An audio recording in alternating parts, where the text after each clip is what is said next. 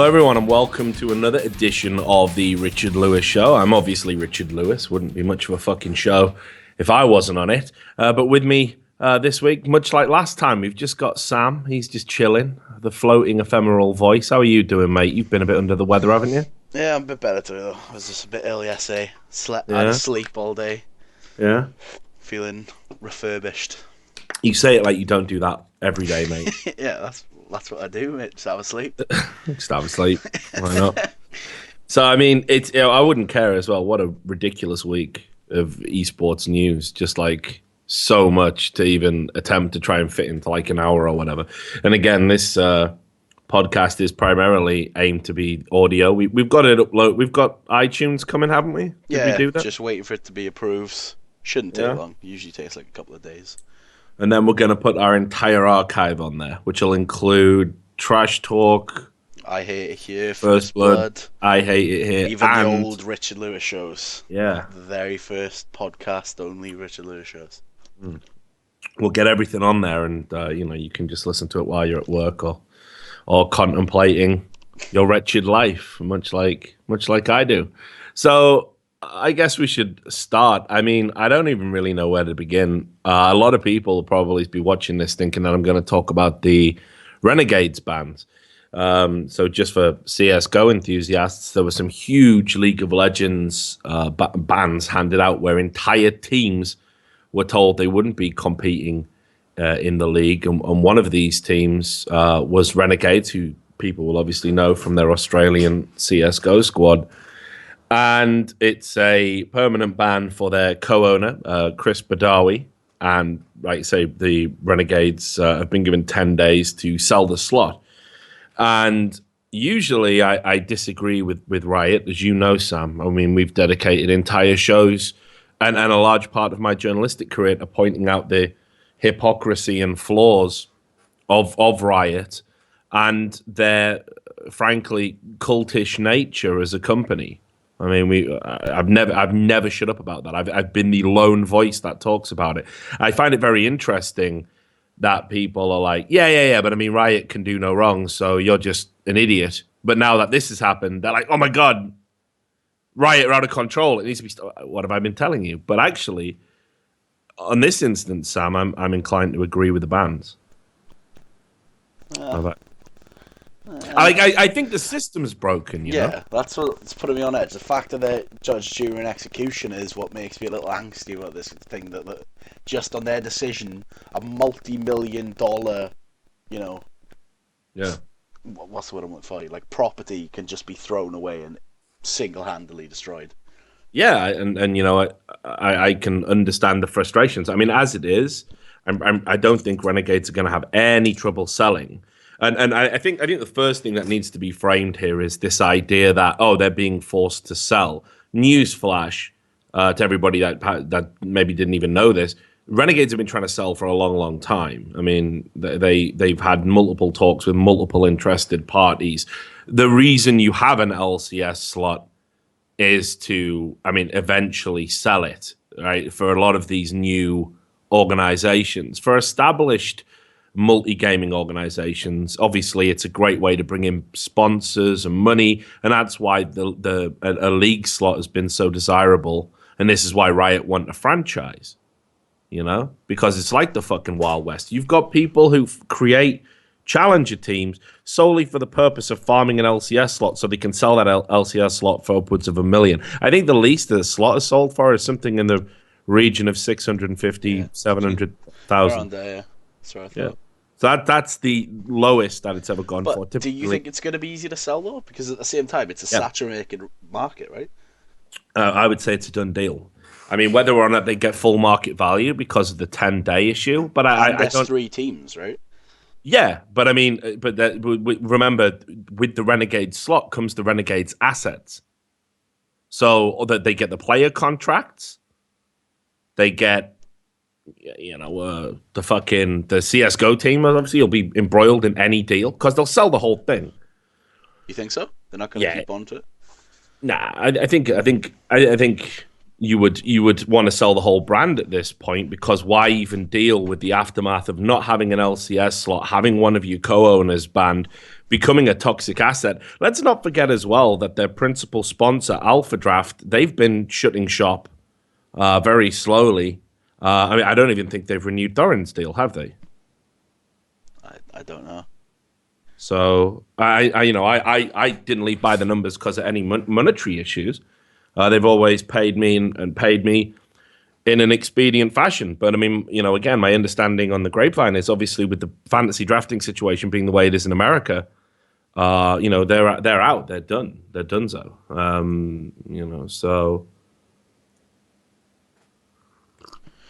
So I don't know how much money they've actually got. Anyway, I mean, that's neither like coming in. And I think this was a big part of the impetus for them trying to sell prior to this scandal, which was, they wanted to just get just get their money's worth, get out of there. And I know they had talks with several sizable potential buyers. I think even owners of like NBA teams, that kind of level we're talking about. Yeah. So I think for sure they're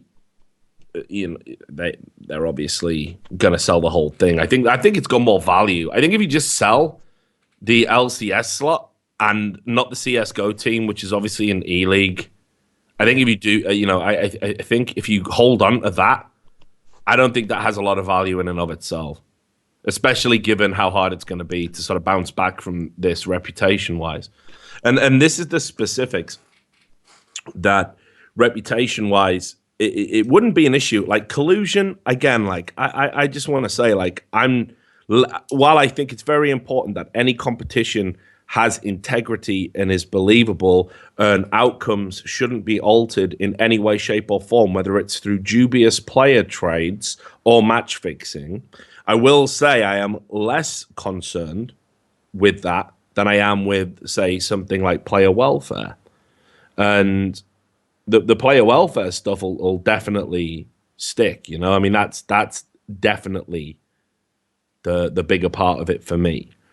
So, I mean, that was why, based on what I'd heard, and people probably, again, maybe people don't know this, I think I stayed in that house for across 2 periods for a period of 6 weeks, and that's why I can publicly say I think this was the right decision. Now, interestingly enough, I can't really go into detail about it, Sam. What's that? NDA? The old No. esports NDA? No, fuck no. I don't sign NDAs. I think they're egregious. You would need to have a real tasty nugget of fucking information, or it would have to be an amazing opportunity for me to sign a fucking NDA. What's the fucking point? Like, what if it's like, okay, sign this NDA, and you open the door, and it's just like, I don't know, there's like just dead kids. Yeah, an altar. Full of dead kids. There's an altar there, and there's like dead kids splayed out, and everyone's in satanic robes, and they're all got blood around their mouths, and I'm just dabbing at it, like, what? I can't tell anyone that. I get fined. Not making any friends in this business, Rich. Yeah, you know what I mean. It's all in the game. So no, I don't really like NDAs. I think you would have to have a very good reason to get me this. Anyway, neither here nor there. That's not why I can't talk about it. It's been made very clear to me, mate, that if I do say publicly what I want to say publicly, be it verbally or in the form of an article, I'm going to be the victim of a smear campaign, along with anyone else who is suspected of having cooperated with Riot's investigation. It's been made very clear to me. Isn't even you saying this probably enough to start that? Well, I think it's going to happen anyway, no matter what. I think the wheels are in motion. I'd rather put this out there first, that's what's going on. And I don't know why, right? If you've got concerns about something, I think you're right to articulate them. And obviously, man, in the real world. Yeah. Remember where you are now, Richard. Yeah. So I don't get I don't get why anyone would go after me for doing that, but that's what's happening. The pushback is to paint me as a liar, and to say that I had some sort of weird, twisted agenda, and so that's going to be That's going to be the next thing. That's so. Yeah, that's happening basically. Now, where we go to from there, I don't know if that ever comes out. I don't know if they actually have to go ham with it. If I don't say anything, I don't know if someone else is going to come out and say something. But I'm not bothered. I got broad enough shoulders, and I'll just wait and bide my time, safe in the knowledge that when I do say something, it will resonate because it's the truth. But anyway, back to the point, and that is that obviously, I think it's a good decision, man, because. I think despite all the chest beating, I don't consider Chris Badawi to be somebody that operates with the best interests of players at heart at all. I really don't believe that anymore. If I ever did, and it's hard for me to say that because this is a guy who, when he was being smeared, and he was the victim of a very clear targeted campaign, where Travis was used as the instrument to deliver this ridiculous assessment. Got a holiday like that? Yeah, he did. He had a nice time in Maui. And again, to be clear, I'm not saying he took a holiday to Maui directly for that. What I'm saying is if someone gives you a holiday, and then down the road, an all expenses paid holiday to Maui, and then comes to you later on and says, "Hey, can you run this story for me?" I think you might be inclined to do that. But anyway, even if that never happened, even if that wasn't a conversation, it's a very silly situation to put yourself in. It undermines all your work, So anyway. The issue that when that happened, when Team Liquid and I believe it was TSM, TSM made some outlandish claims, that Chris Badawi tried to poach Bjergsen and Reginald's brother. No, it's just so ridiculous, isn't it? Like the idea that, like, hey, Dan, you've always hated your brother, right? You've always hated him. We all know you're the better looking one. Come on. That's fucking, like the idea that anyone would do that, and of course, no evidence for these claims. As always, it was in an article, mate. Yeah, true. It was written down. As always, it was up to Cloud9 to kind of handle things, and they actually had evidence of their claims, and you could see that he had done some stuff wrong, but there weren't any rules in existence that actually covered him at the time. So I defended Chris for the longest period of time. And when the Daily Dot did a full investigation of some of the claims that were being made against him, we had actual evidence, an admission from the Gravity owner that he'd lied because Badawi had caused him a headache in the past, his words. So I'd always gone to bat for him, but I just think it became increasingly clear, to me at least, that this person, either through incompetence or negligence or whatever it was actually not the kind of person that you want, dictating the futures of young adults and certainly being in a position of trust and a position of, having a duty of care. So that's where I stand on it. No doubt I'll get drawn into the specifics when the mud starts getting slung around. But when that happens, I like to think that I've built up enough good faith. Like, I might be a lot of things. I might be some, street fighting savage from the slums of Shaolin, right? But I'm not a liar. So we'll see how that pans out. But bottom line for me, the right decision.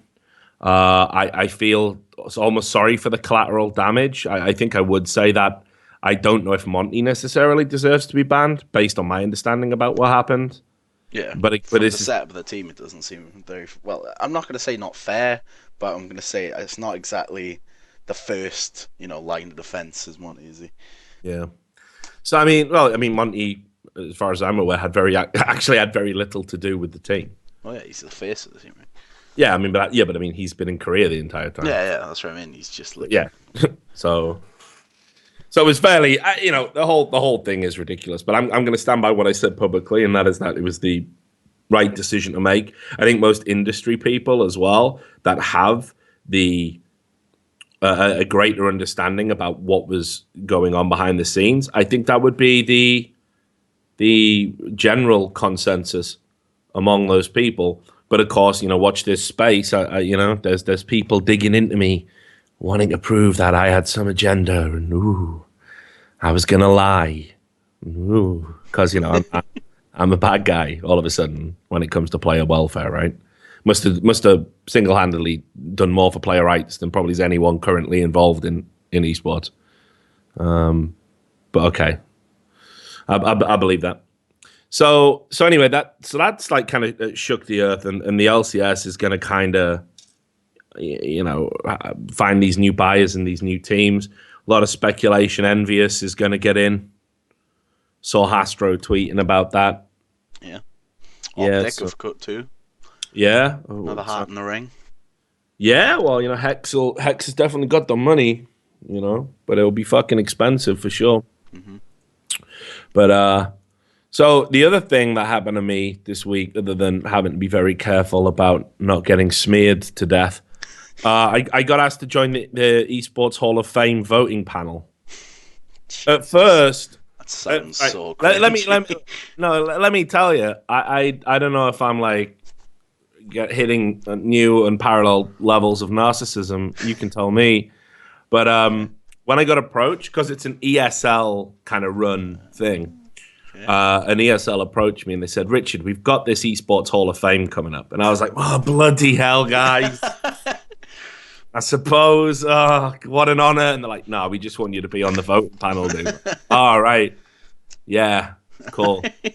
So they're putting, they put together this voting panel. And what we're going to do is all the inductees, they're going to be, ceremonially inducted. I think it's going to be 5 players, and the stipulation is they can't be active players now. They've got to be retired for at least 1 year, which is, I mean, that's fair.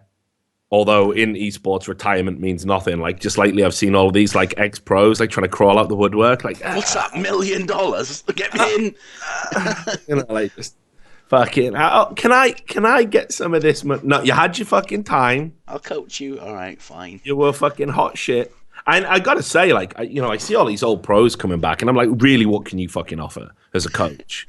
Like, honestly, like, you didn't even play the version of the game that came after the version that you played in. Some of these motherfuckers, they literally. I would find it hard to believe they've even watched a game of CS:GO. I've got smoke strats. Do you know how smokes used to work at 1.6 compared to this game, motherfucker? Yeah. Well, no, but that happened. Do you remember when God B first came in and started playing again after he'd kind of quit? And watching him use the Molotovs and shit was awful. And we saw him at the first tournament when he'd not long been back. I think it was an ASA event that Take was running. It was certainly one of his first LAN events since he came back. And it was just ridiculous. He was burning himself all the time, couldn't get the arc right. It was literally. The thing is, he's a smart guy. Yeah, he's a really smart guy. It's like relearning to ride a bike, right? With different shaped wheels. It's like, what are these square tires doing? So I don't get it. But obviously, they're coming back and they're just trying to fit in. Yeah. They're trying to fit in somewhere where they can get some money. And I certainly hope, just for nostalgia's sake, we're not just going to cut them a paycheck, right? Because that would be retarded. That would be so fucking dumb. Yeah, well, yeah, if they're dog shit, but I feel like if they're all right, give them a chance. You know what I mean? They've put the graft in. But here you go. This is where I disagree, because we've already got guys here in the scene right now that probably have done more to deserve a chance. They might not be the biggest names. I remember when Yanko first started doing desks, and everyone was like, "Who the fuck's this guy?" And if people want an example of how pedigree can be, disastrous in terms of when they apply stuff, there was BSL. He did the desk at the first major at DreamHack Winter in 2013, and it was widely regarded as a bit of a disaster. Now, this is a guy who obviously was the founder at Team NOA and was a CGS franchise GM. I like Jonas. He's actually a qualified journalist as well, but he was awful on the broadcast, dude. And clearly hadn't had the time or the inclination to do a lot of prep work before, right? So I think there's a real risk, when you just start handing out shit on reputation because they're back because of the money. Let's just be fucking real. Obviously, yeah, but the reputation can't mean nothing at the same time. Yeah, it doesn't, right? That's why you get shit like this. This is why you get put in a fucking Hall of Fame and you come out and you wave to the fan. It's like, when you see him at the Super Bowl or whatever and they just bring some old geriatric ass out. And it was like, back then they used to play with balls filled with concrete. He used to throw it so hard, used to kill every wide receiver. If they didn't catch it, they died. One time, tore an arm clean up. They played a totally different fucking sport from a totally different fucking time. And it's good to remember, but let's not pretend it's got anything to do with today. And let's not pretend that they stayed involved, and have this continuation where it's like, they dropped out of playing, they went into coaching, or they ran an organization, or they became a columnist, or they became an analyst, or they kept in touch with the scene. Those guys were like, well, that's over. We sucked the marrow out of the bone, and we're just leaving the dry splinters for everyone else. Fuck you. Peace out. That's what they did. Let's just be honest here. And that's not all of them. Come on, that's a bit aggro. Most of them. All right. Most of them. Think about it. Because think about what we went through, right? It was a very unsteady time, post CGS Wasteland. All the Americans were like, there's never going to be money in this no more. Yeah. We're out. See ya. And then 1.6 started dropping off. It was kept artificially alive because of that Kazakhstani magnate called, was he Kazakhstani? Yeah, I think he was. Arbalet. I can't remember. A Russian guy called Danila Otarvin did a really good investigative piece on who he was back at Kadred. Someone can Google that. Is that the guy that set up the LAN and just nothing was paid for when you showed up and you have to make your own LAN? No, that was a totally different thing. Arbalet had fucking billions. Right. He was a multi-millionaire, a gas magnate, who's CS. Yeah, whose cousin or something played Counter-Strike and was like, hey, could you fund some events? So he's like, yeah, all right then. It's chump change to me. So you look at the calendar when Arbalet was active, and it made up a real big amount of prize money during that time. Yeah. But anyway, it was kind of kept artificially alive, and I think people knew the luster had kind of gone off a little bit. Source was dying on its arse. We had a little bit of a resurgence towards the end pre CS:GO coming out, and then when CS:GO came out, let's not pretend everyone jumped on it and embraced it either. Everyone was just like, this is shit. I mean, all of the people who are now making a living out of it, all the big 1.6 players, they were trying to cream the last bit of popularity out of 1.6 by saying this game's garbage and fuck you. And all the 1.6 fanboys who were nowhere to be seen now, they were like, fuck your silly game. Yeah. Well, yeah, all right, cool. We all know how that one worked. People don't want to fucking watch triangular men running around in a dog shit filled sand pit from 1998 or whatever the fucking game was released. You know what I mean? It doesn't look good now. We got virtual fucking reality now, and I guarantee you there's some fucking pleb sat in some country right now going, 1.6 could come back, Fuck, it's tragic, right? So anyway, the point I'm making with this is that those guys didn't stay involved because there wasn't any money. So I don't necessarily begrudge all of them who fucked off, but some just didn't even try. Some was just like, all right, well, there you go, peace. To come back 5-6 years later and be like, oh, did I ever tell you I fucking love this game, me? Fucking love it. Love CS:GO. Go, right? What does Go stand for? Whatever. Can I get a job now? Did I tell you I want a CPL? I think that's just bullshit. So anyway, we got put on this. Me and Thorin and Moses and some other people, Mira from HLTV. We all got asked to join this. Scoots, of course. We got asked to join this, voting panel for the Hall of Fame. And again, I'll just be real about it. I think there's names on that fucking panel that kind of fit into what I was just talking about. Do I believe Midway has watched? Do I believe Midway has watched anything recently? Do I think he's kept up to date with Counter? But yeah, maybe. Yeah, I'm not so sure. And I suppose, maybe I'm looking at it just from a Counter-Strike perspective. And I'm sure Midway might be use on a Dota panel, maybe. I don't know how into it he got, but But certainly I see some names on there, and I think you guys haven't watched fucking Counter-Strike recently. Like, you tuned the fuck out somewhere in 2006, 2007. How the fuck can you make an assessment about who belongs in a Hall of Fame? Fortunately, I think the first few inductees, I think the people who get it, it's going to be like real obvious names. Like, I have, obviously all the voting's anonymous. Thorin made his public, but you can see who's going to get in. It's going to be guys like Potty and Heaton, and yeah. Just worried about popular guys getting in, like guys who were just popular but weren't actually all that good. Who were in some of the categories? Anyway, do you remember any that you can read off? Oh, it doesn't work like that. There's no categories. We literally just send in 5 names. Him. Oh, okay. Yeah, and then what happens is whichever names were called for the most, they go in there. The top 5 is the 5. Okay. So I did throw in a hipster pick, but 4 of Thorin's were on mine because they're fucking obvious. Obviously, Potty's got to go in there, hasn't he? He's one of the sickest players ever, And I think we had Rambo each as well. He went. I think, did we both have Heaton? I don't know, but these are the names, right? But then you got guys like who I don't think should be in the first wave of. They'll get there eventually, but guys like K-Sharp, for example. Mm-hmm. Yeah, not feeling that. Spawn, not feeling that. Maybe I'm just triggered as fuck because back when I was like up and coming, I got nominated for a journalism award one year, the Turtle Entertainment Esports Award, Scene Journalist of the Year. But got nominated for that 3 times, never won. Go figure, right? Get wrecked. Get wrecked, of course. Carmack won it one year, shortly before joining ESL, of course. But anyway, so I lost to a public vote. That was how they did it the first year I was nominated. It was a public vote.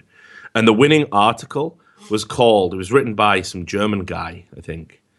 And it was called Spawn, Pro Gamer or Pro Rapper.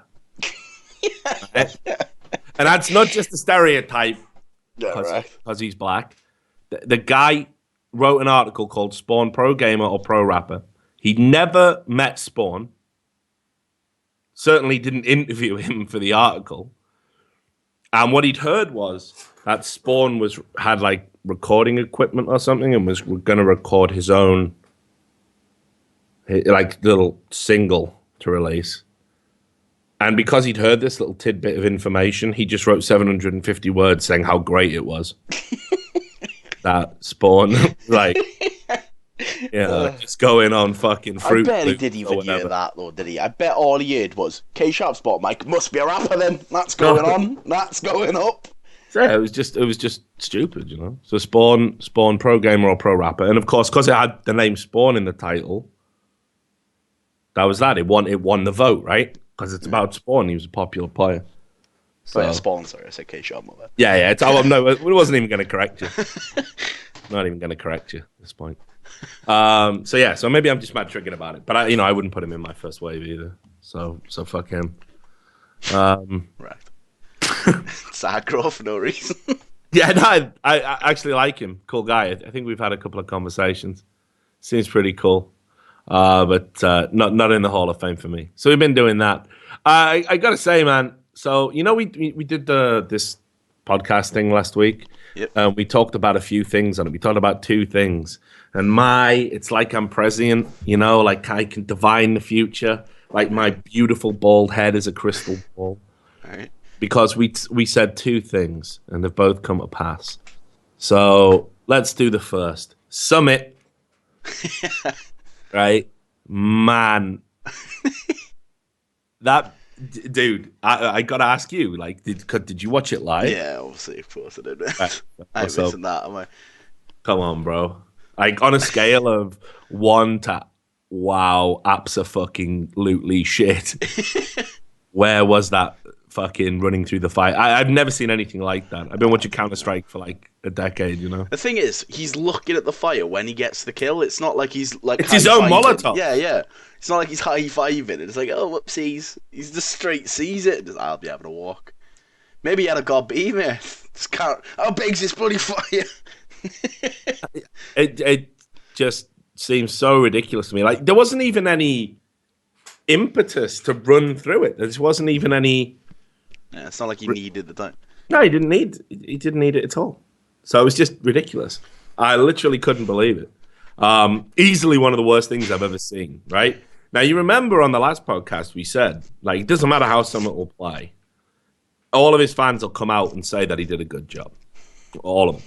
Yeah. I've never seen anything like Summit fans, by the way. Yeah, they're pretty next level, aren't they? Because, I mean, this is just a guy who just plays CS all day. Not even global at the moment, I don't think, by the way. I think he's supreme, which, you know, trust me, I know how hard the climb can be. Logged in one day on the brink of supreme, right? After like 13 straight wins, and you're back in MG1. Like, what the fuck is this? So the climb continues. Got to get back to LEM now before I can even think about anything else.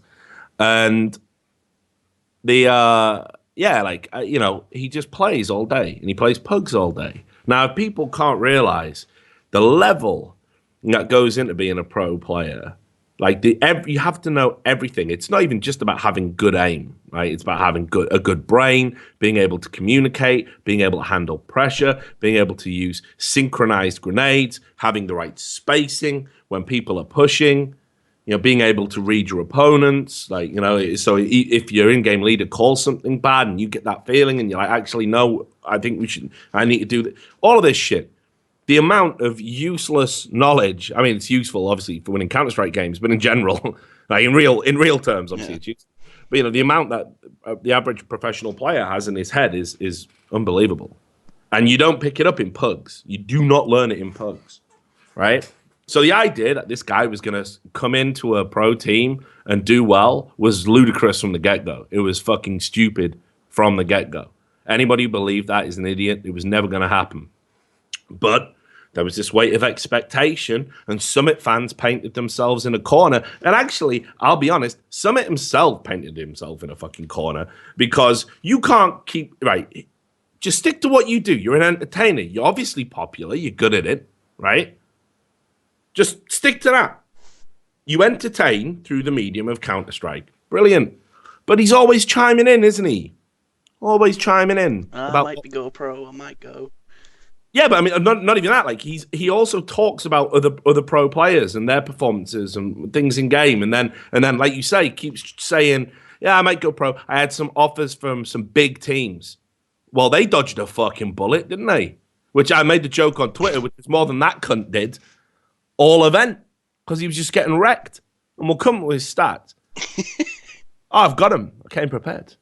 So, you know, you put, it's like I said before, you put yourself in a corner. You put yourself in a corner when you're constantly talking about, I can be a pro, I can do this, I can do that. Maybe I'm going to, maybe I'm not going to. You create all this hype about you doing it. You go with Splice, and I suppose, you know, you could say, well, they got to play Luminosity in the first game, so obviously you're just going to get wrecked in that one.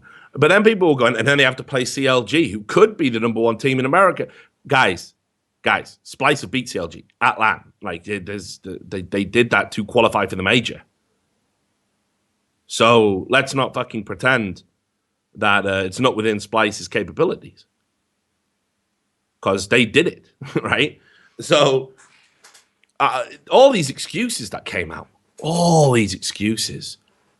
People were even saying, oh, he's a support player. How have you figured that out? Oh, we only had like a few days to prepare. Oh, you know, Splice is terrible. You know, just all of these like crazy excuses. I mean, the worst excuse is that no excuse at all. The people just saying, oh, he did perfectly fine. He was great. Yeah, he was great, Richard. What the fuck are you talking about? So, I got the stats in front of me. And he was actually statistically the worst player at the event. So? Inarguably. In the 3 maps he played, he had a -33 kill to death difference with a KPD of 0.49. For people that don't understand maths, that's less than a half. And an overall HLTV rating, which is some fucking crazy voodoo, of 0.55. Now, there was interestingly enough, the people who did worse, the people who were close to him were actually on the team that he couldn't beat. It was like CLG and some of his teammates from Splice. I think Aria finished right down there as well. But he was inarguably, statistically, the worst player at the tournament. Expected as well. And it was majority NA teams. Mm-hmm. So think about EU, right? Think about South America and where they interject with EU, right? Think about North America and then think about Summit. Like, think about where he is. And people are going, oh, he shouldn't give up. And this is what makes me laugh as well. Like, I talk to a lot of pros, like, privately, were like, yeah, good. Love to see this guy try and be a pro. Love to see it, right? Like, obviously, not saying it, oh, no, actually, I would love to see it. They mean, I can't wait to see this guy fail and realize how hard it is. And then I see guys like this on Twitter, keep your chin up, bro. Have another go. Don't have another go. Don't. It's not for you. It was never meant to be for you. But his fans are just unreal. I mean, even if you didn't have the Molotov thing in there, like even if you hadn't single-handedly cost your team a map by committing suicide under no pressure whatsoever, it's so ridiculous that people are trying to justify this shit. So that was one. That was one of my predictions that came true. Yes, people did try and excuse the worst performance at a tournament in a long, long time. What was the second thing I said? Do you remember? No. The Deman thing. Remember? We talked about Deman. Oh, yeah, the Semmler thing. Yeah. Yeah, so I said, I talked about how, Deman tweeted out, like, I've been backstabbed. Been stabbed right in the back. I can't believe a friend would stab me in the back. And we went through how only a friend can stab you in the back because you wouldn't show your back to somebody who wasn't your friend. It's the whole point. That's why they say you got stabbed in the back. You had your guard down. Can't even believe any fight. I won't get triggered by that again. I just hate when people use sayings wrong, And obviously Americans do this all the time. When they say, okay, do you know what, the thing that triggers me the fucking most? I could care less. I couldn't care less. Why do Americans say that? Why do they say I could care? All right, great, care less then. Or I haven't done anything. Yeah, if something's I haven't done nothing. If something, forget did do muffins, right? Let's stay on. Let's stay on this, right? Let's stay on this. So, right, the whole point of the saying "I couldn't care less," you use it to say, this is how uninterested I am about something. So, for example, I say to you, hey, Sam, you see D-Man's whining on Twitter again, and you go, couldn't care less, mate, because you don't care about it, right? Yeah. So if you say, the American style, I could care less, that means you have a degree of concern. You have a degree Why is this of concern. Become an English lesson? No, but you have a degree of concern. You obviously care. There are There's things. at least a bit of care. Yeah, that you have a bit of care. And I've said you've been needing a bit of care for years, mate. You need to be put in care. No, but like obviously there's a bit of care. So why are they saying that? Like why can they not say this? Isn't like the arguments about aluminum and aluminium where they're just straight pronouncing a word wrong just by pretending there's not letters in it, which I don't get. But that's fine. Your prerogative. Right? This is ridiculous. You're using the saying and ruining it and making it say the exact opposite of what it means. It's fucking hell. Anyway, you're on edge. I know, man. Triggered into an English lesson. Oh, just please stop saying that. Like, if you've got an American friend, and you hear them do it, just fucking go hard on them. Beat fuck up. I don't. I know that's your answer. I know that's your answer to everything. I don't use violence to resolve problems. I only resort to violence when I feel threatened. So, he was on Twitter again, right? Well, no, he was on stream. Sorry, this time. Yeah. And he said on this stream that Semmler had been working against him doing events. And we were going to get Semmler on the show, right? Like we were going to do a show the other day, and Semmler was going to come on, but then this drama blew up, and he was like, Richard, I know you'll ask me about it. And I went, yeah, obviously I'm going to ask you about it. It's my job. I can't ignore the shit. And he goes, I just can't be bothered with the drama, so I'm just going to duck out. Get me back in a few days when it's all blown over. So, all right, mate, I respect that. Obviously, me and Semmler are close friends, known him for years. So, Deman says on this stream that Semmler's been working against him doing CS events. And Semmler, one half of the premier CSGO duo who has done every big event, gets to pick and choose his events. It obviously feels threatened. Yes, the beauty line. I suggest that D-Man looks at what projection is. Because, trust me, my friend, my old friend, Semmler is not threatened at all. Because, if anything, he's still on an upward trajectory. He'll probably be on E-League, right? He's going to be on American TV. Meanwhile, let's look at your career trajectory. Semmler started here back in whenever it was. Good studio. Good studio. And then moved into CSGO and had that thing where he did some hosting at a StarCraft event. And people were a bit, yeah. And then he got into CSGO and he hardcored it. And then he worked his way up. Watch what I'm doing with my hand. And he worked his way up and then he got it. And then DreamHack was like, no, you can't do the major, Anderson Semmler. You're not good enough. All these retards we hired instead, they're good enough, but not you, even though you clearly are good enough, right? So on they go, and then they bounce back, and then they get the majors, and all the fans want to do the finals, and then it was the incident with D-Man saying, no, we got to split this up, and then people found out about that, but it didn't hurt the career, and up he goes, and now probably going to be on American television. So see what that's done. See that? It's not a straight line.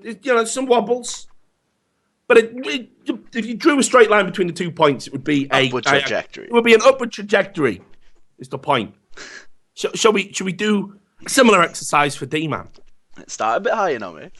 Well, no, because definitely. Well, if we want to go way back, okay, let's go way back. Let's go way back. Because I knew him when he was a Call of Duty forecaster. Great guy back then. Loved to drink. Loved his casting as well, actually. Loved to party. Yeah, passionate about it. Really came across. Remember one of the clips. Made all of it fun. Was part of the crew. I came in at the back end of Call of Duty 4 when I was running Tech 9, and I used to do coverage for them. And great guys. One of the funnest scenes to be involved with ever out of all of my many years. And then I remember seeing him at an iSeries, and he had a League of Legends t-shirt on, and I laughed at him. I was like, Dota for kids. That game will never take off, mate. It looks like fucking arse. I played it the other day. It's bullshit. It's awfully coded. Still is. Yeah, all of these things were true. I just underestimated the power of Scientology, Riot Games. No, the power of basically. Just money is all. Yeah, essentially. And he said, "No, it's going to be big." And I was like, "Yeah. Of course it is, mate. Of course it is. You'll be back in Call of Duty in no time at all." And then obviously, it happened. There he is. There's boom. The hand. Right. So he's like up to here now, right? And then he did that thing where he tweeted, "Oh, I don't know if I can keep casting. might have to stop the casting because I can't afford it. I need a full-time job." Leverages the community, leverages his popularity. Community say, right, you got to hire the guy. Right, like, fucking hell. Bloody Reddit. All right, come on then. Now he's up here. He's making fucking crazy money. He's the voice of the biggest game on the planet. Even out a camera shot, mate. That's what he is. He's way up. Just see my pale, pasty forearm. Right? So he's up here somewhere. Then, some stuff happens. He decides he doesn't want to keep working at Riot. He takes a big contract with ESL. And then he thinks he's just going to do whatever game he wants. CS, for example. And, CS, it's not quite as big, but he's still doing well. And he's one of the industry leaders and gets to pick and choose. And, then he doesn't do so good. And people don't really like him. And even though he's trying to artificially insert himself into all these finals, the fans are just having none of it. And then that got out. And then the fans were like, please stop this. We want Anderson fucking Semmler. We want casters that we like doing the finals of big events. And then that company that that you've joined and paid you all that money, they cut you out of their own broadcast because they think you're not up to par. And now you're complaining about it, right? So, again, let's just see if we can do an exercise. Semmler, Deman. Oh, they're intersecting and not in a good way. So one's going down and one's going up. So why the fuck would Semmler feel threatened? But here's the thing. Forget the threatened thing. It's patently ridiculous. It's patently ridiculous that anybody could say that because Semmler's got no need to feel threatened. He is in a very cozy place. He's part of our little talent group. He's very well loved, fondly thought of by all of us. We all look out for each other. We've all got each other's backs and we won't let anyone stick the knife in, which is why I will not allow this lie to foster. I will not allow this lie to foster. I myself have had my career and my name tarnished and besmirched through lies. Remember, I drove a guy to suicide. Never happened. Didn't happen. I threw Loader on the ground and choked him to within an inch of his life. Didn't happen. Threatened mods, you were going to dox them and find where they lived. Didn't happen. Just said they need to be held accountable. They definitely did happen. They need to be held accountable, and they're public. And then maybe if their names were in public, they wouldn't abuse their power. Yep, I stand by that. Think it's a good idea. Anyway, so Semmler hasn't worked against Deman, like at fucking all, at all. In fact, the only person who has worked against anyone in this way that I can think of was Deman himself when he did it to Semmler. When he tried to stop Semmler getting in the final. Then on top of that, right? It was a very concerted plan to keep Anders and Semmler apart because ESL wanted to use the popularity of them individually to develop their own casters and have their casters exposed to that audience, right? That's what they did. In a way, they still do it right now, but I'm sure it's a bit more amicable because you haven't got the guy who's fucking knifing you, right? Like, as soon as your guard's down to put himself in a final, you don't have to then sit next to him and do a broadcast and be like, good point, D-man. you fucked me 3 months ago. It just makes it super fucking awkward, right? So the only person I can think of who's ever done that is that. And in fact, after we had that thing where that I accidentally left D-man's fucking name in an email. Yeah, everyone's been saying that was on purpose, by the way. You should probably clear it up. Definitely was an accident. I was at the event when he did it. He was on like a shitty iPad. He's like, full old man. I don't know how they work. Yeah. No, I'd got a new iPad and I just put the email out there and didn't realize it had like me. So meaning it could have only come from me, Lee Smith. I didn't know. So, but again, people don't realize. So me and him had a big argument prior to that. Because he was the one who went to Riot and said Richard's going to put the story out. So after agreeing to it, after I respectfully went and said, hey, we've known each other a long time, me, you, and Joe. So he's the guy who went to Riot. And that was the whole reason why they all coordinated with ESL. Nobody fucking helped me out. Right? And, like, not one of them. They all were just like, yep, we do what Riot wants. We do what ESL wants. So yeah, and then after that drama, I was meant to do an event. If people remember, I was meant to go to San Jose. Yep, for StarCraft, right? Yeah. Well, is that enough? I couldn't do it, could I? Get him out! Couldn't do it, could I? Because D-Man was going to be there, and everyone thought it would be, not a good look. So, and they promised they were going to use me for that event. So again, this is like just an absolute fucking fantasy that D-Man's living in. And, he's got to accept right now that like nobody's working against him. Like it's just, he's not being selected by the people who employ him. That's all you need to know right there. Maybe people have said, hey, have you seen the community reaction to like other guys like, Machine or whatever? Maybe use them.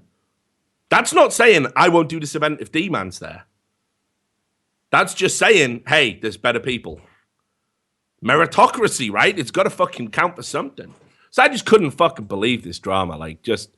And then, this is the best bit. This is a delicious icing on the cake of turds. That he has the nerve then to go on Twitter and go, well, people just bloody interpret things the way they want. You said the words came out of your mouth. Semmler's been working against me at events. How else do I interpret this? Sam? And then said, I must feel a little threatened, bless him. Like, Yeah. how else is that interpreted? Did I miss? Was there a sentence in between that got cut out by Twitch's fucking audio policies or something? It's ridiculous. Backtrack, at least do it well. Yeah, but that's what I said. I went on Twitter and say, look, if you want to live, right, you may as well stand by that, right? Because this would be my advice to Lee now.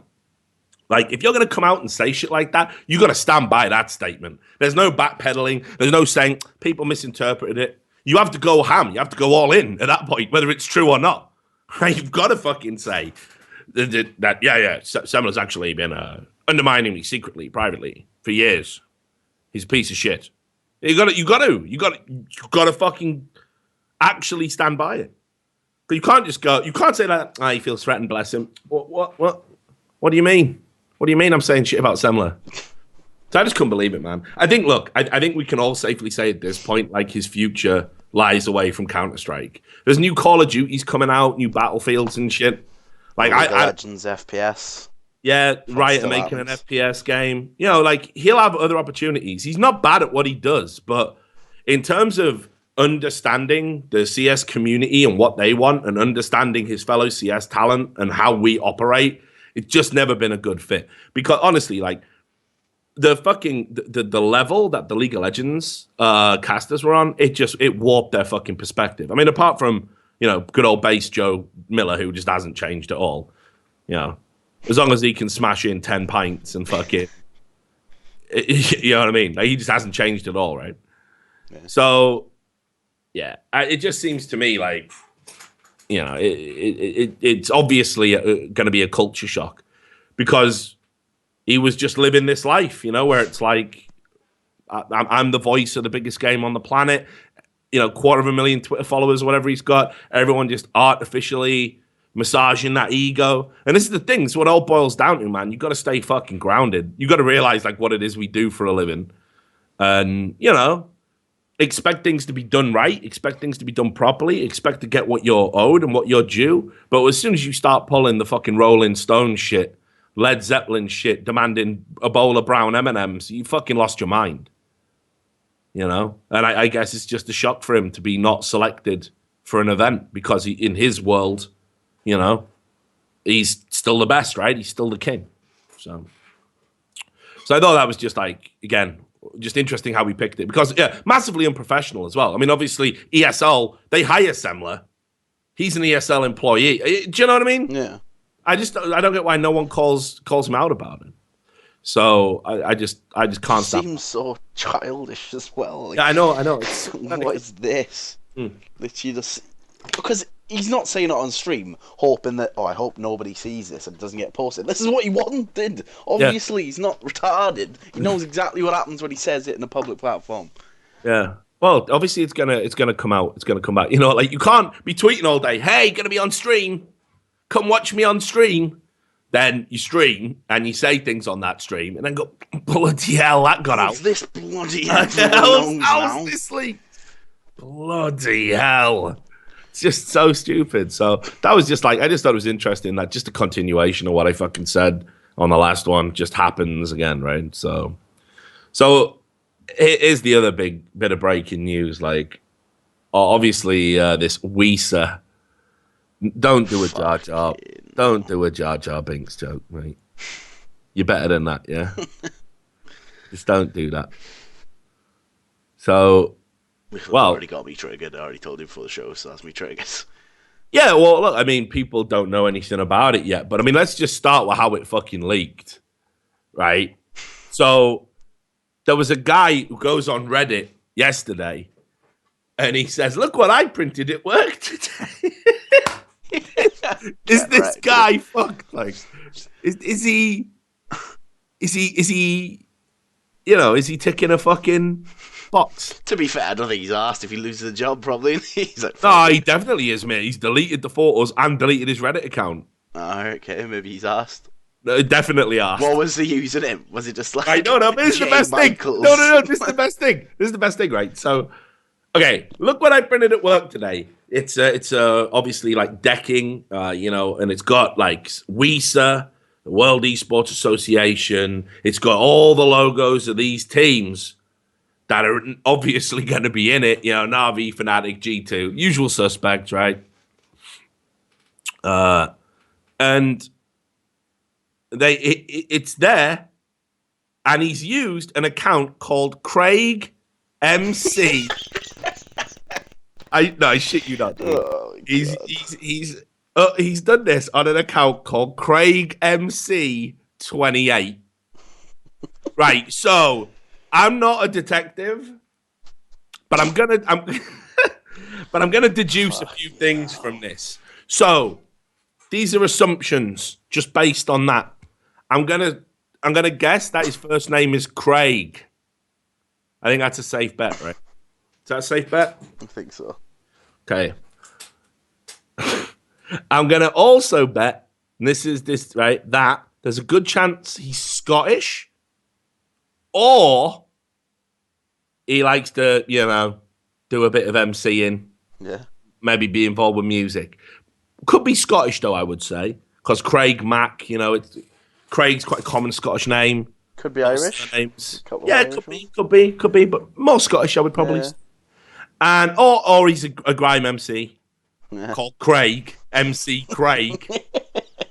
The least threatening grime name of all time.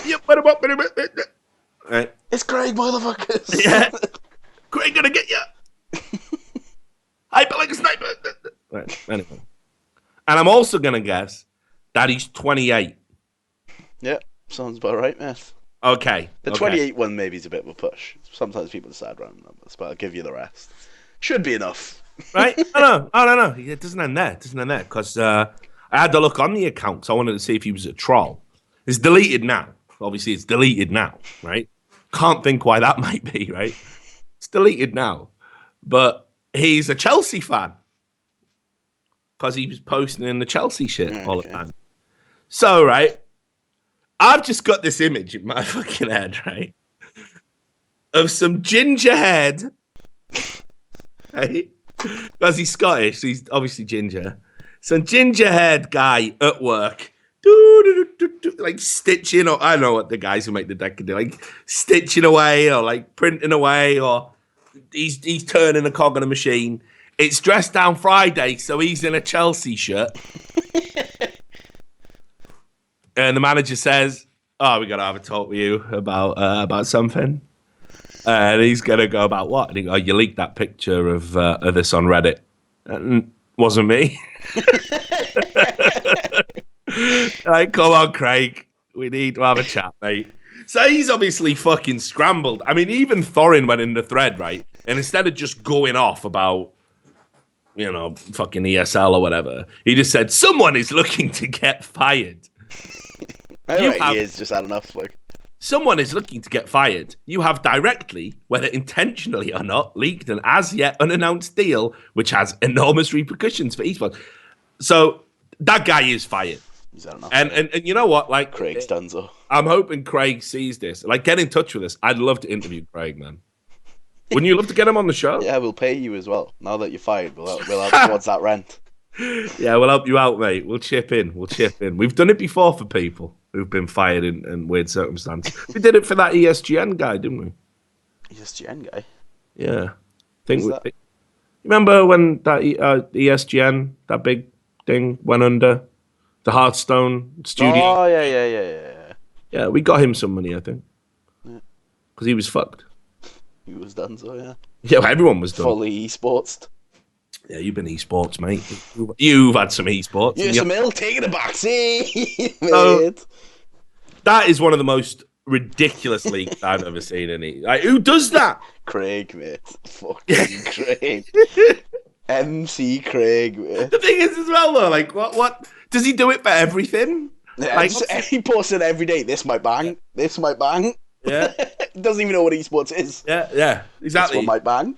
Hey, look what I printed at work today. And it's just like, I don't know. Imagine if you went through his user account and that was literally just everything. Yeah. Just everything he's printed ever. It's unreal. So I think Craig is fired by now. But obviously, ESL didn't want it to come out like that. And here's the thing.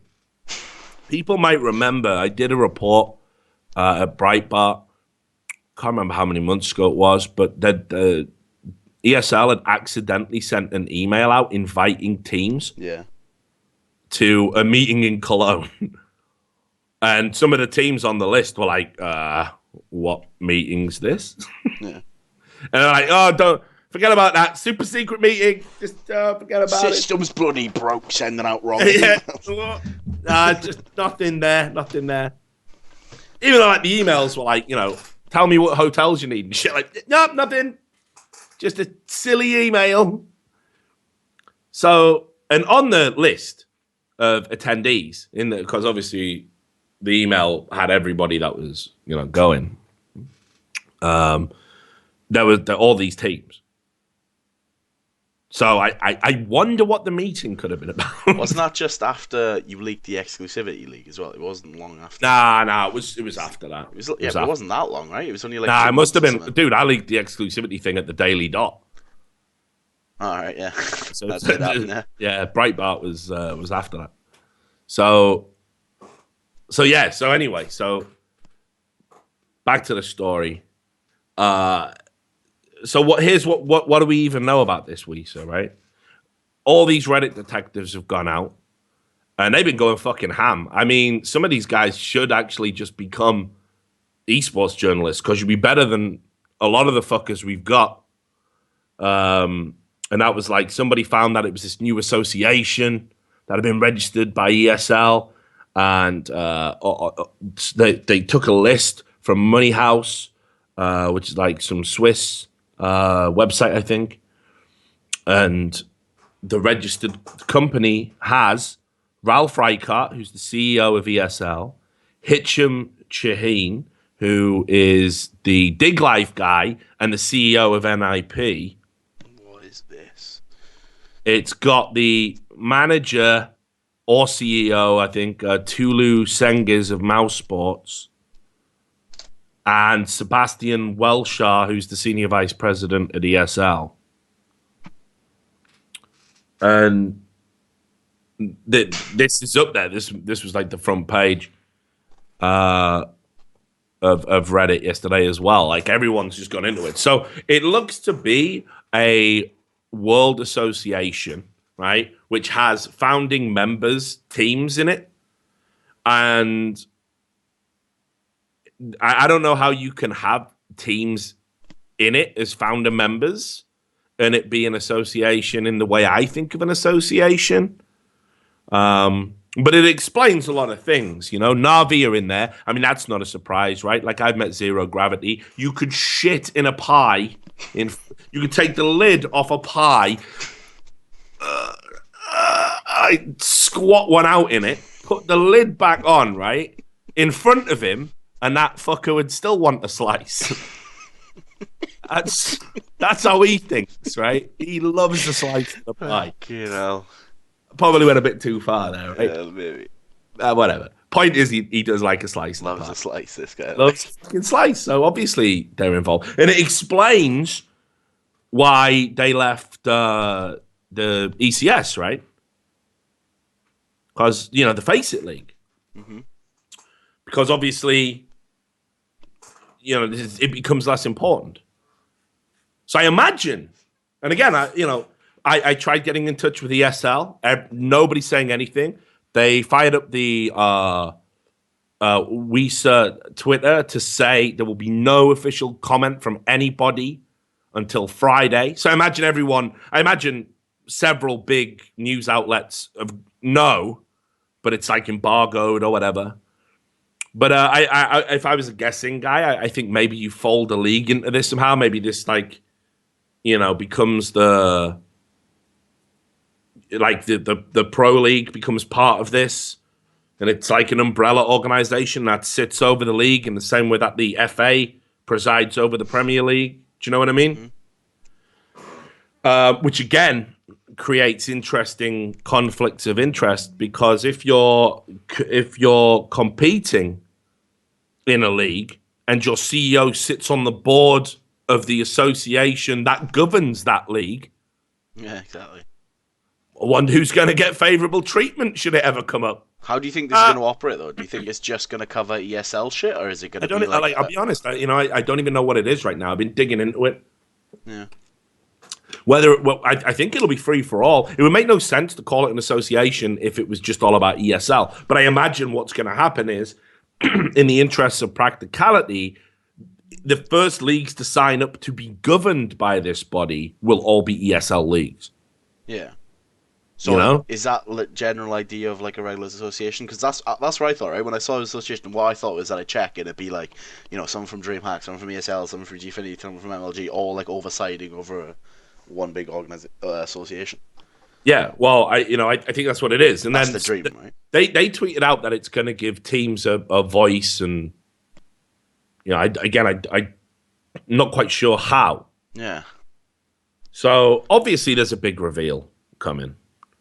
But certainly, it's quite clear from the leak on the poster and from the people who are registered over at Money House that what teams are involved, and NIP and Mouse Sports very prominently involved. G2, I would imagine, prominently involved because they've always had this association with Jens Hilgers, who obviously may even still be a board member of ESL. I'm not too sure if that's changed recently, but certainly is the founder of a company that sponsors G2, which is enough of a, murkies the waters enough. So yeah, it's interesting. But again, I don't know what this means. So far we haven't seen any talk of the dreaded E word anywhere. There's no talk of exclusivity or whatever. And practically, you would imagine exclusivity can't figure into it. Certainly not immediately. Because what would happen to the other leagues? Those teams are in E League, right? Mm-hmm. So how would that? So it can't be an exclusivity thing. So I'll need to wait and see. I've gone and penciled myself in for an interview. And again, I guess we get that Friday. So. But obviously, everyone's gone fucking crazy ham about it. And, interestingly enough, Astralis tweeted, Frederick Biskov, who is the founder and managing partner at Astralis, he tweeted out saying, I think a player union would be a good idea right about now. And here's the thing. It would have been a good idea a long fucking time ago. Right? I mean, we should realistically have had one by now. The players, they frustrate me because they get a Skype group together and they piss and moan about the Skype group and they say you can't come in and they complain about really minor things and they consider that's good enough. That's like as good a union as we've had up until now. And it's not good enough. That is not going to protect your fucking interests like at all. Well, we'll bitch about it in the Skype group. Yeah. And then we'll tweet that your PCs are shit. Come on, guys. We can aim higher. Meanwhile, let's not forget the teams that are in any league, every league, right? The teams that are in any league, the value of their brand is predominantly about the players, their social media reach, their ability in game. And yet players in almost every standard esports contract I've seen sign away their image rights for fuck all. It's just tacit in the contract that your image rights will be taken and used by an organization.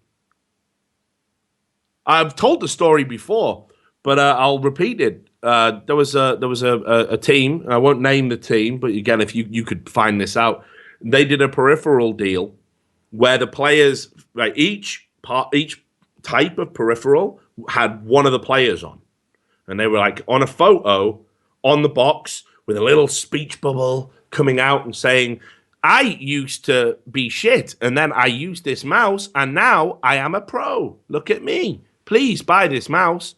And I was like, okay, you guys must have got paid a fucking fortune for that, right? That level of shillery, And they were like, nah, we just did it because we thought it was cool. The org just said we had to do it because they were a sponsor. I like that guy in that fucking Star Trek gif, Like, absolutely fucking blew my mind, Absolutely blew my mind that these guys would, just get like, you can't even say the organizations are evil in that instance. It's like, you've done it to yourself. You've done it to yourself. So anyway, Astralis is a real interesting one to not be involved, because if anyone would benefit from any type of being involved in any type of association or any type of new development that was about equity shares or any of these other popular buzzwords right now, it would be Astralis, because they're an organization founded by players, for players, owned by players. So you would imagine it would be something they're very interested in. And instead, they seem to be the opposite. They seem to be against it for whatever reason. I don't know how much they know, because if I'm not putting anything out, I'd be very surprised if anyone else has a greater depth of knowledge, who's in a position to talk about it, obviously. I'm not talking about, obviously, ESL know more, right? But there'll be an official announcement, I guess, on Friday, and until then, I'll reserve judgment. I won't get too hysterical right now. I don't think it's going to be exclusive. Certainly not off the bat. That doesn't make sense within the current climate. I don't think it's an exclusivity league. It might be a shortcut towards getting that, but it can't happen in the current landscape right now. Not with ECS, not with E-League, not with other commitments, not with the majors, all this other stuff going on. So we'll just have to wait and see. We will have to wait and see, Sam. We will, mate. The thing is, I don't understand why they're so, I don't know, it feels really tight to me. It feels fishy, you know what I mean? It feels like we've caught them doing something, the way they're acting. It kind of creeps me out.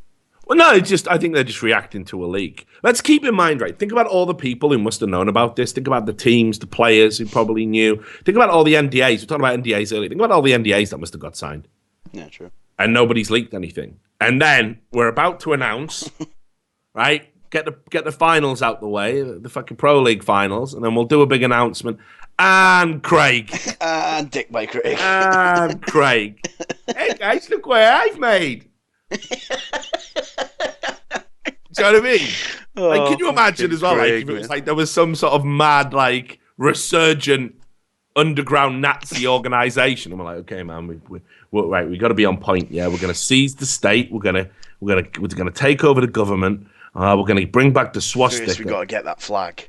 Yeah, let's get the flags printed though. Now I know a guy for that. Top guy, Craig. Top guy. He's done all my racist hate flyers. He's done all my billboards when I pick at funerals. The guy's mustard. You can trust him.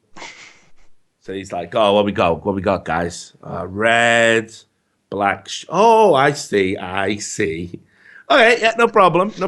We can do. How many of them do you need? Few hundred. Okay, cool. Yeah, gonna do it. And then just thinks, that's come out really nice. That has. It's come out really nice. Tell you what, fuck it. Let's go on Reddit. Look what I made it work today. Government, shut it down. Get him down. People just coming in through the ceilings, gunning down. Get on Craig instantly. I mean, don't get me wrong. In this instance, Craig would have done a good thing. Yeah. Would have been a good leak from Craig. Yeah, it would have been a good leak. There's an example of a good leak. Maybe in his next job, if he stays in the same industry. If you do make anything that looks like we're about to be took over by a resurgent and violent neo-Nazi revolution, definitely go on Reddit then. Yeah, good leak. Go on Reddit then. I should start calling leaks Craigs. He's had a Craig. I mean, I don't even know if his boss could fire him in that circumstance. I don't think so. Because he'd get a medal on a pin with him. And that's someone putting a medal on. I don't know why that happened. Spits in your face while he does it, obviously. I remember when you leaked that ESL shit, Craig, you little cunt. Just Carmack giving them the medal. Esports Hall of Fame. The biggest Craig goes to Craig. First inductee, Craig MC. Unbelievable, mate. So there was some little stragglers. How are we doing for time? About an hour and 10 minutes in. Right, we can go over a little bit. We still haven't talked about Purple Aki. I just don't know. Is it Purple Aki o'clock, right? Yeah, I don't know, mate. I don't know if I want to bring it. That's a good way to end it. Like, no, because there was a few other. There was some actual news. And I wanted to talk about this Ghostbusters shit. I don't even know what that is. Well, did you not see? Everyone went fucking crazy about the trailer. Have you seen it? Right, so you know there's a Ghostbusters remake, yeah. Right? Have you seen the trailer for it? No. Do you want to watch it? Yeah, I'll give it to you now. Right, just react live. It's only 2 minutes. There you go. It's been sent to you. Yeah, but this is gonna get the shit right. It's got bare thumbs down. I'll watch it without sound. So yeah. It's one of the. I think it's the most disliked trailer on the site. No, you can leave the sound on if you want. Yeah, we get wrecked by copyright then, though. Oh, do we? Yeah. You need to be tight on this shit now. Oh, you too. Anyway, just keep watching. Well, you can't hear the dialogue, can you? Oh, do I need? Hang on. Yeah, you got to hear the dialogue. That's what makes it fucking bad. Alright, I'll just listen. Fuck it. If you get wrecked, you get wrecked. Oh, Jesus! As soon as I knew it was just a screech. Yeah, that'll happen, mate. By the way, in every crack. That'll happen. Very hard to wash off. We have dedicated our whole lives to studying the paranormal. Oh yes, I know about this. Yeah. Of course, I've seen it. Yeah, the all-female remake, right? Yeah. Yeah. Keep going. Just watch the whole thing again. Refresh your memory. No, mate, it's difficult. I'm watching it again. Provide a real Right. service. Yeah, the Ghostbusters logo. Yeah. A new team will answer the call. Smart about this science stuff, but I know New York. Right. It's just trying so hard to be diverse. Like, it's just making me ill.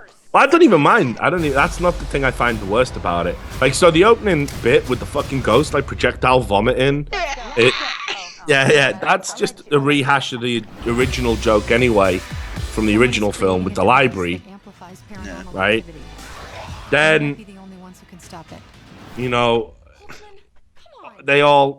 You're right. It's not so much that they're trying to be diverse. It's that they're very broad archetypes of people. I don't think that was quite as clear in the original Ghostbusters, you know? Like Ray and Egon and Peter, they were all, you know, yeah, they were a little bit different, but they were all smart guys. Venkman was a bit of a charlatan, didn't believe in that shit. Ray and Egon were pretty close together. Egon was a massive mega nerd, of course. But these are just like way too fucking broad, man. Yeah. And the thing is, this looks like a fucking, not like those shitty parody movies, like The Hateful Six or whatever it's called. Yeah. Yeah. Is it called The Hateful Six? Nah, it's that one Adam Sandler did. Yeah. Yeah, it's garbage though. Yeah. So The Ridiculous Eight. That's what it is. Yeah. The Ridiculous Six, rather. Yeah. Just look at it. Just look at what I'm seeing. Like, sort of a myth. Yeah. And no, here's the other thing as well, right? So it's trying to be diverse. So why on earth did they take this like black stereotype in it? I have no idea. Because here's the thing that people don't realize, right? So in the original movie, although I think they changed it, because what they did was they realized that if you have like 3 doctors, like, and if you had a 4th doctor in there, like, it's just, there isn't an everyman, you know? It's like, so what they did was they had Winston Zeddemore. He was originally in the original script, he was going to be like the smartest and toughest Ghostbuster, right? Like, he was a Marine, he had multiple degrees, PhD. That was the original plan, right, for Winston Zeddemore. Mm-hmm. But when they went live and they were like, oh, there's not an everyman character. So actually, it went on to be kind of, you know, revolutionary in the sense that they made the black guy the everyman, like the guy we can all relate to, right? Yeah. So that's important. That's like a landmark moment. This wasn't a film that needed to be remade and add diversity into it because it wasn't diverse, you know. Like, so the remake was always on shaky ground. I mean, this feels so forced. Yeah, and that's fine. I have no issue with that. As I said, I don't care. You do whatever the fuck you want, but don't cry about it when people don't like it. Yeah. You can't Blame fucking it on cry. sexism. I bet that's happened, isn't it? Oh, obviously that's Yeah, happened. of course that's happened. Right, so there was a few people. I saw some tweets. There was one that said the new Ghostbusters trailer is the most disliked trailer in history of YouTube. In other news, misogynists have found the dislike button on YouTube. It's not about misogyny. It just looks like a shit movie, right? Yeah, it just looks dog. Yeah, this looks. And when he takes like something that's like people's childhood favorite and then take a steaming shit on it, people but I might mean, get a bit triggered. You know, have you seen the remake of RoboCop? No, I don't think I want to. Oh, mate, don't. Just don't. There's literally a bit, right? Like, okay, so after, right, you remember the scene where it's like he gets shot up in the original, this is, and he's like, blah, blah, blah, blah. Clarence Boddicker, one of the greatest fucking 80s villains ever. They're like, and cops don't like me, and I don't like cops. And I sound like Peter fucking Griffin, but, you know. You get the point, right? And then he blows his hand up and give the man your hand. Right? Fucking legend, right? Like, just absolute legend. And then they just fucking pump round after round when he gets fucking... I remember watching that. I must have been like 9 or 10 or some shit, like just watching that.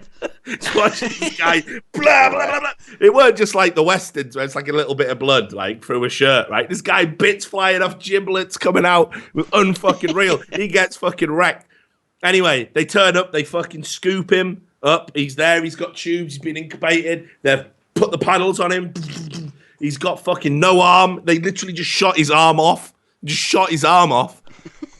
Right? That's the thing. And then he gets brought back online. Well, in the remake, that shit happens. And then, like, he comes back online and they're like, yeah, there's been like an accident. He's like, what's happened? And they're like, yeah, there was a few problems. And then it zooms out and he's just a head. Oh, fuck. It zooms out, it's just a head. It's like, no. Like, it's so bad, dude. Like, Why? it's so bad. Like, it What zooms out and the guy goes, no. Like, come on, man. What is that? Come on. And people hated that piece of shit movie. Same with the remake, the Total fucking Recall. Same with every fucking remake ever. That's worse than the original. Right, does anyone remember Tim Burton's Planet of the Apes? Yeah, people even hate good remakes. No, not that one. Tim Burton's. All right. That ain't a good remake, brother. No. Like, they do a twist on the fucking Statue of Liberty thing. So instead of it being blown up and it was Earth all along, like, the Statue of Liberty's got a monkey face. So I don't know. Like, it's pretty fucking bad. Man. Chimped out the Statue of Liberty. Yeah, they chimped out the Statue of Liberty for no reason. We need to chimp this world out. Yeah, we need. You know what? I think it'd look real good. Statue of Liberty, chimp's head. Like, something like that, anyway. I can't remember. It was a piece of shit. So there's if you do bad fucking remakes, people shit them. Then sometimes you get remakes that are better than the original.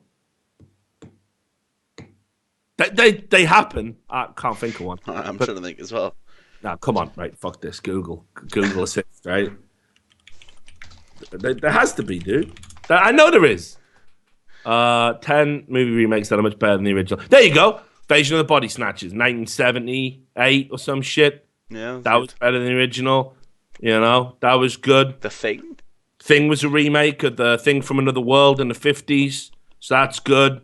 I like the remake of The Fly, also in the 80s. Heat was a remake, doesn't really count. Shop of Horrors. Take down. No, yeah, I mean the original sucked ass. You know, so these are remakes that are good, right? And people None of like these are recent, actually. Yeah. Hollywood's just gone to shit. Yeah. Hollywood has just gone to shit. So Old Boy. Get triggered. You know. Casino Royale was better. Yeah. There's one. But anyway, so it's gone off on a. I just want to talk about it because the fucking guy, the guy directed it, Paul Fig, I think he's called. He he came out and fucking said, or Paul Feig, but I think it's pronounced Fig. Feig. Yeah, Feig. He came out and he said, geek culture is home to some of the biggest assholes I've ever met in my life. Now, it might be true. Might very well be true. But, dude, I don't know if anyone's told you this. That's your audience. That's your whole audience. That's your whole audience. Anyone who's going to watch a remake of Ghostbusters is a fucking geek. No one's going to go and be like, oh, this is a thing that I'll do today. No one's going to do it unless they got some like reason to go there. And the reason is that how bad can it be? I love the original Ghostbusters. I'm such a Ghostbusters geek. I'll watch any Ghostbusters. I watch the cartoon, the real Ghostbusters, with the fucking voice of Garfield doing Peter Venkman or whatever. I love Ghostbusters. Oh, that's why you go and see this film. It's a fucking remake. And he's attacking his audience. So I just couldn't believe it. So I do hope the film fucking bombs. But not for the reasons that, other people are going. Misogynist! Yeah, exactly. It must be. Known for it. Yeah, right. It's just ridiculous. So yeah, I'm looking forward to it. I'm looking forward to it. Just a little update, mate. Our iTunes podcast just got approved. Actually, there we go. By the time this goes up, it should be ready. Oh, awesome! So we can close out the show strong. Yeah, there's a few other things, but I don't want it to drag on. I don't want it to drag on too much. How long are we gonna keep this purple Aki card up our sleeves? I know. Keep it for a rainy day. Look, we'll get Purple Aki in the next one. We haven't the show without me next love. Fucking hell, mate. I'm not ready for that. But here's the other thing. We haven't even talked about Light leaving Riot. Yeah, you know why, mate. I don't want to spoil the appetite. I'm keeping myself hungry for Light, mate.